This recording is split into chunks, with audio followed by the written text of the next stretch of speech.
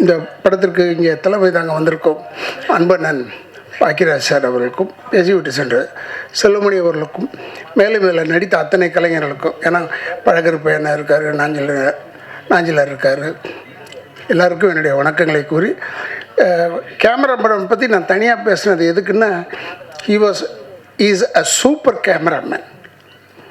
அதாவது ரொம்ப சின்ன படங்களை இவன் எப்படி எடுக்கிறான்னு, என் மேக்கப் மேன் குமார் என்னை தொந்தரவு பண்ணிக்கிட்டே இருந்தேன். இந்த பையன் எப்படின்னு எடுக்கிறான், இவன் லைட்டே இல்லாமல் எடுக்கிறான். அப்புறம் கேட்டால் இவன் மலையாளத்து படத்துலேருந்து வந்திருக்காரு சொன்னான்.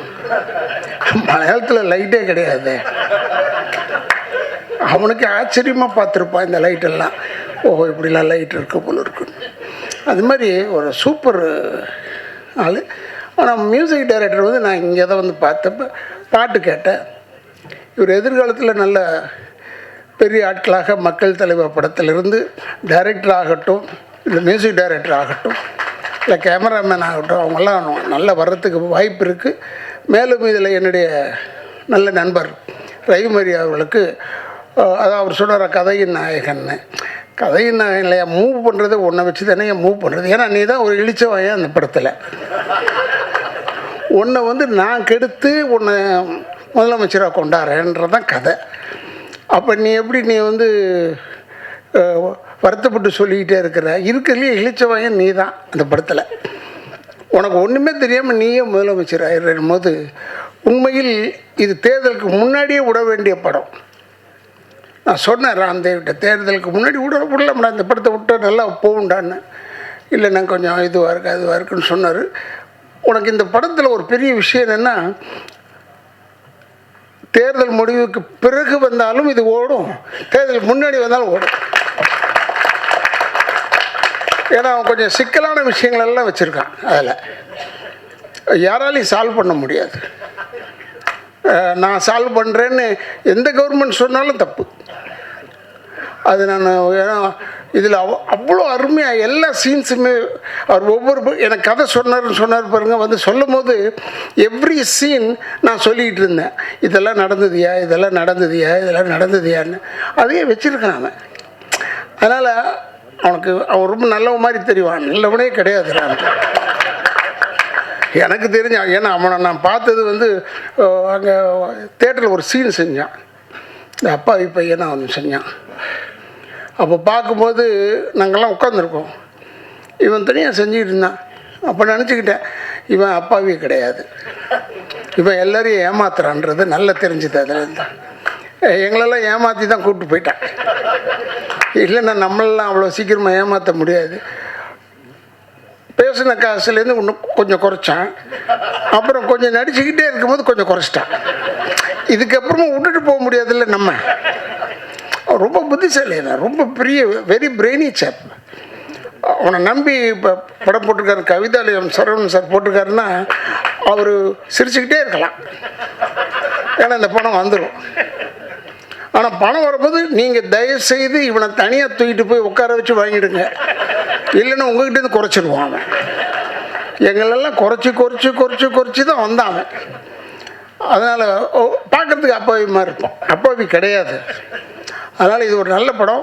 இந்த மக்கள் தலைவர் வந்து நாஞ்சில் சம்பத்தனோட தான் நான் ஒர்க் பண்ணேன். எப்படா நீ உங்களுக்கெல்லாம் கதை சொன்னியா, சீன் சொன்னியா நீன்னு கேட்டேன். எல்லாருக்கும் சொல்லி தான் நான் கூப்பிட்ருக்கேன். நான் கிடையாது. ஏன் ஆச்சரியமாக இருந்தது. இவங்கெல்லாம் உன்னை நம்பி வந்திருக்காங்கன்னா பெரிய விஷயம். எப்படி நம்ப வச்சான்னு தெரில. அதில் தான் நான் பாராட்டுறேன். அதே மாதிரி இப்போ இதில் எல்லாரையுமே சொல்கிறேன், Ravi Maria has done a good job.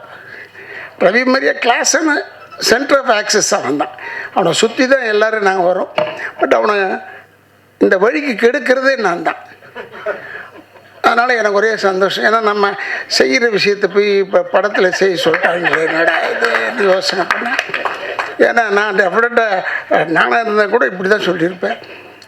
அதுக்கேற்ற மாதிரி எலெக்ஷன் வந்துருச்சு. அவன் பயந்தான். ஏன் பயந்தான்னு தான் எனக்கு தெரியல. அவன் நினச்சா ரெகுலர் ஃபார்மெட்டில் வரும்னு நினச்சான்.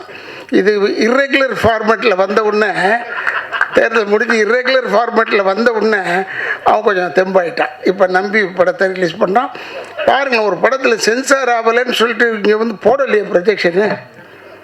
அந்த அளவுக்கு ஒரு முதல்ல எடுத்தோடனே எதிர்ப்பு தான்டா உனக்கு. முதல் வெறும் ப்ரொஜெக்ஷன் தேட்டரில் ஆரம்பிக்கிற விஷயம் ரெகுலர் தேட்டர் வரைக்கும் போகுது உனக்கு. நான் இப்போவும் சொல்கிறேன், இந்த படம் பார்த்தாங்கன்னா நம்மளை சொல்கிறாங்களோ இல்லை நம்மளை சொல்கிறாங்களோ சர்வகட்சி கூட்டமும் உன்னை வந்து தேடுவாங்க. இப்போவும் சொல்கிறேன், நம்ம தயாராக இருக்கணும். நான் சொன்னேன், வீட்டில் கூட சொல்லிட்டு இருந்தேன், பேசிக்கிட்டு இருக்கும்போது கூட, இல்லை இந்த படத்துக்கு எங்கள் மேலாம் கேஸ் வந்தாலும் வந்துடும். ஏன்னா எங்கேயும் ஒரு இடத்துல எதையோ ஒன்று பேசியிருக்கோம். அப்போ எங்கேயும் ஒரு இடத்துல கேஸ் வரும். கேஸ் வராமல் இருந்தால் நல்லது. ஆச்சரியம் எங்களுக்கு, அவ்வளோதான். ஆனால் இவன் பரவாயில்ல, இவனுடைய சைஸுக்கு எங்கே வேணாலும் போய் ஒளிஞ்சிக்கலாம், எவனும் கேட்க போகிறதில்ல. அப்படி இவனை பார்த்தாலும் இவனை ஒரு டைரக்டர் மாதிரி தெரியல, வேறு ஏதோ ஒரு சாதாரணமான ஆள் மாதிரி தெரியும். அதனால் இவன் தப்பிச்சுக்கலாம். பட் நாங்கள்லாம் மாட்டிக்குவோமேன்றது தான் எனக்கு பயம். முகம் தெரிந்தவர்கள்லாம் நிச்சயமாக மாட்டிக்குவாங்க. இதில் ரொம்ப பிரமாதமாக படம் வந்திருக்கு. இந்த படத்தை பாருங்கள். ஆனால் தேட்டரில் போய் பாருங்கள். இதை நம்ம சொல்லி சொல்லி அழுத்து போயிட்டேன். இந்த இடத்துலையே 100 தடவை சொல்லிட்டேன். தேட்டரில் போய் படம் பாருங்கள், தேட்டரில் போய் படம் பாருங்கள். இந்த படம்லாம் தேட்டரில் பார்த்தா உங்களுக்கு அந்த எஃபெக்ட் கிடைக்கும். What is the effect of the தேட்டர்னு ஆடியன்ஸ்கிட்ட தான் கிடைக்கும். அதனால் சொல்கிறேன், தேட்டரில் போய் படம் பாருங்கள். இங்கே வந்து அத்தனை பேரும் வாழ்த்த வந்திருக்கும் அத்தனை பேருக்கும் என்னுடைய வணக்கங்களை கூறி, ரவிமரியாக்கு என்னுடைய தனிப்பட்ட முறையில் வாழ்த்துக்களை கூறி, இவ்வளோ பேர் வந்திருக்கீங்க, இவ்வளோ பேருடைய வாழ்த்தும் ரவிமரியாக்கும் உண்டு என்று சொல்லி விடைபெறுகிறேன். நன்றி, வணக்கம். பெருமதிப்புக்குரிய பாக்கியராஜ் அவர்களே, திரைத்துறை வல்லுநர்களே, இயக்குனர் ராம்தேவ் ஒரு நல்ல படம் ஒன்றை, நகைச்சுவையான படம் ஒன்றை உருவாக்கியிருக்கிறார். வெகு வேகமாக எடுக்கக்கூடியவர். 5 நாளில் எடுப்பதை 3 நாளில் எடுத்து விடுவார். அவ்வளவு வேகமாக அவருடைய கேமராமேனும் அவருக்கு உதவியாக இருந்தார். அவரே தான் பட தயாரிப்பாளராக தொடங்கினார். பிறகு வண்டி கொஞ்சம் தூரம் போய் நின்று விட்டது. பிறகு ஒரு தயாரிப்பாளர் தேவைப்பட்டார். அவருடைய சொந்த ஊரிலே இருக்கிற கவிதாலயா சரவணனை அவர் எப்படி மடக்கினார் என்பதிலே தான் அவருடைய மாபெரும் திறமை இருக்கிறது. அவருடைய வீட்டிலேயே எடுத்தார். அவரையும் ஒரு கதாபாத்திரமாக்கினார். அவரையும் இந்த கதையில் ஈடுபட வைத்தார். முழு படமும் அவருடைய வீட்டிலே தயாரிக்கப்பட்ட படம்தான். இந்த படத்தின் மூலம் கவிதாலயா சரவணனின் நட்பு எனக்கு ஏற்பட்டது என்பது ரொம்ப தகுதி வாய்ந்த பெரிய மனிதர். அவர் ஏதோ கிராமத்திலிருந்து இரட்டை மாட்டு வண்டியில் வந்தது போல் அவர் சொல்லி கொண்டாரே தவிர அவர் பெரிய செல்வர். அதனாலே பரவாயில்லப்பா, உனக்கு உதவி செய்கிறேன், 2 தடவை நான் அமெரிக்காவுக்கு போயிட்டு வர்ற செலவு வந்தால் அந்த செலவு திரும்பி வந்துடுதுன்னு வச்சுக்கிறேன்னு சொல்லி ரொம்ப தைரியமாக இந்த படத்திற்கு அவர் உதவி செய்ய முன் வந்தார். ஆகவே இடையிலே தயாரிப்பாளராக வந்து இந்த தயாரிப்பை முழுமைப்படுத்தி இப்பொழுது இந்த படம் வெளிவருகின்ற அளவிற்கு அதை கொண்டு செல்கின்ற ஒரு ஆற்றலான மனிதரை இவர் பெற்றது தான் இவருடைய திரை வாழ்வினுடைய மிகப்பெரிய சிறப்பு என்று நான் சொல்வேன். நன்றாக நகைச்சுவையாக கதை சொல்லுகின்ற ஆற்றல் ராம்தேவ் உண்டு. ரவிமரியாவை பற்றி எல்லாரும் சொன்னார்கள். அவருடைய ஒரு இயக்குனராக இருந்து நடிகராக வந்து எல்லாருமே அவரை பற்றி பேசிவிட்டார்கள். அப்படி அந்த பேச்சுக்கு உரியவர் தான் அவர்.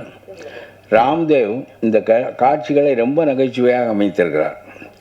நான் கெடுமதியாளனாக வில்லனாக நடித்திருக்கிறேன், பிற வேடங்களில் நடித்திருக்கிறேன். ஆனால் நகைச்சுவையாக படம் முழுவதும் ஒரு பகுதியில் நடிப்பது என்பது இந்த படத்தில் எனக்கு கை வந்தது. மிகவும் ரசித்து நான் அதை நடித்தேன். அதையெல்லாம் இப்பொழுது நான் சொல்ல விரும்பவில்லை. ஆனாலும் சொல்லுகிறேன், எந்த ஒரு கதையும் எந்த ஒரு படமும் காலத்தை தாண்டி இருக்க முடியாது. ஹரிதாஸ் வந்த உலகத்தில் மாற்றம் விரும்புகின்ற போது பராசக்தி வருகிறது. இப்படி எந்த ஒன்றும் காலத்தை தாண்டி எவனாலும் கதை சொல்ல முடியாது. காலத்திற்கு உட்பட்டு காலத்தை வாங்கி கொண்டு கதை சொல்லுகிறவன் வென்று விடுவான். பாக்கியராஜ் ஒரு சிறந்த கதையாசிரியர். அது ரொம்ப காலத்தையும் சமூகத்தையும் உள்வாங்கி கொள்ளுகிற ஆற்றல் நமக்கு இருந்து அதை கலை வடிவத்தில் வெளிப்படுத்துகின்ற போது அது மிகப்பெரிய வெற்றியை பெறும். மகாபாரதங்கள் ஏன் மீண்டும் மீண்டும் எழுதப்படுவதில்லை என்று நான் நினைப்பேன். மகாபாரதத்தில் உள்ள தர்மபுத்திரனை உருவாக்க பாரதி ராஜா அல்லது நம்முடைய இந்த இயக்குனர்கள்லாம் போதாது, அதுக்கு வியாச முனிவர் வேண்டும். ஒரு தர்மபுத்திரனை அந்த பாத்திரத்தை வடிவமைப்பதற்கு அவன் என்னென்ன சிறப்புகளையுடைய பாத்திரமாக வடிவமைக்கப்பட்டானோ 3000 ஆண்டுகளாக அவனுக்கு நிகரான இன்னொரு பாத்திரத்தை வாழ்க்கையிலும் சந்திக்கவில்லை, நாம் இதிகாசங்களிலும் சந்திக்கவில்லை. அவனை படைப்பதற்கு அவனை விட ஆற்றல் வாய்ந்த கதை தலைவன் வேண்டும். அதனால தர்மபுத்திரனை வியாசனை தவிர வேறு யாரும் படைக்க முடியாது. அதே மாதிரி சொல்லுகிறேன், நான் படித்த கதைகளிலேயே ரொம்ப சிறந்த கதை ரீசரக்ஷன். அதை டால்ஸ்டாய் எழுதினார். டால்ஸ்டாய் காந்திக்கே முன்னோடிய அந்த ரீசரக்ஷன் கதையை எத்தனையோ முறை நான் படித்திருக்கிறேன். இப்படி ஒரு கதை தலைவனை எப்படி ஒரு கதாசிரியனால் உருவாக்க முடிந்தது என்று நாம் எண்ணி பார்த்தால் அந்த கதாசிரியனே டால்ஸ்டாய் தான். அதனாலே தான் டால்ஸ்டாய் போன்ற ஒரு மிகச்சிறந்த கதை தலைவனை அந்த ரீசரக்ஷன் பெற முடிந்தது. ஆகவே தன் காலத்தில் நம்முடைய காலத்தை, காலத்தின் சரிவை, அரசியலின் சரிவை, இழிவை வெளிப்படுத்துகின்ற படமாக இந்த படம் அமைந்திருக்கிறது. எங்கேயோ தொடங்கி ஒரு சுதந்திர போராட்டத்தில் புடம் போட்டு வந்த தலைவர்கள் நாடு ஆளுகின்ற தன்மை வேறு. அவர்கள் அரசியல் என்பது அதிகாரம் என்று கருதி வளர்ந்தவர்கள் இல்லை. அரசியல் என்பது தொண்டு, அரசியல் என்பது தியாகம், அரசியல் என்பது நேர்மை என்று ஒரு 30 ஆண்டு காலம் சிறைகளிலே வாழ்ந்து நெறிப்படுத்தப்பட்டு பிறகு ஆட்சி தலைவனாக வருகிறவர்கள். அதற்கு பிறகும் கூட கொள்கை சார்ந்த இயக்கங்கள் இந்த மண்ணிலே வளர்ந்தன. அந்த கொள்கையோடு ஊறி பிறகு அந்த தலைவர்கள் மேன்மையடைகிறார்கள். அப்புறம் ஒன்றுமில்லாமல் அதிகாரம் என்பது அதிகாரத்திற்காக, அது சுவைப்பதற்காக, பெருமைக்காக என்ற நிலை வந்துவிட்ட பிறகு அரசியலில் இந்த வீழ்ச்சி ஏற்பட்டே தீரும். அந்த வீழ்ச்சி ஏற்பட்டது. ஆனால் தமிழ் சமுதாயம் ரொம்பவும் முதிர்ச்சி அடைந்த சமுதாயம். ஆகவே இதிலிருந்து மீட்பதற்குத்தான் இவர்களெல்லாம் கதை எழுதுகிறார்கள். இது மோசமாக இருக்கிறது என்று சொல்வதற்காக இல்லை, மோசமாக இருக்கிறது, தமிழ் சமூகம் இதிலிருந்து மீள வேண்டும் என்பதற்காகத்தான் இவர்கள் கதை எழுதுகிறார்கள். அவருடைய படம் அப்படித்தான் அமைந்திருக்கிறது.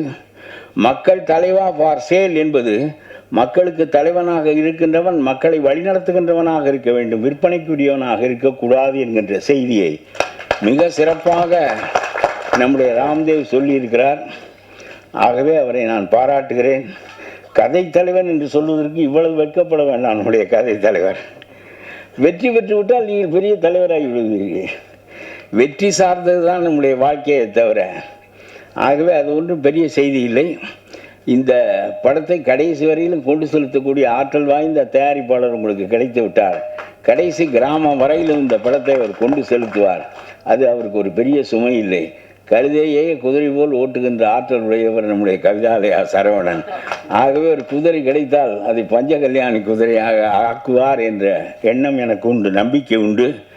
பல தொழில்கள் செய்து வெற்றி அடைந்த அந்த மனிதரை திரைத்துறைக்குள் இழுத்து இப்பொழுது அடுத்த படம் என்ன எடுக்கலாம் என்று சிந்தித்து கொண்டிருக்கின்ற அளவுக்கு அவரை கொண்டு வந்து விட்டீர்கள் என்று சொன்னால் அது ஒரு பெரிய மாறுதல் தான்.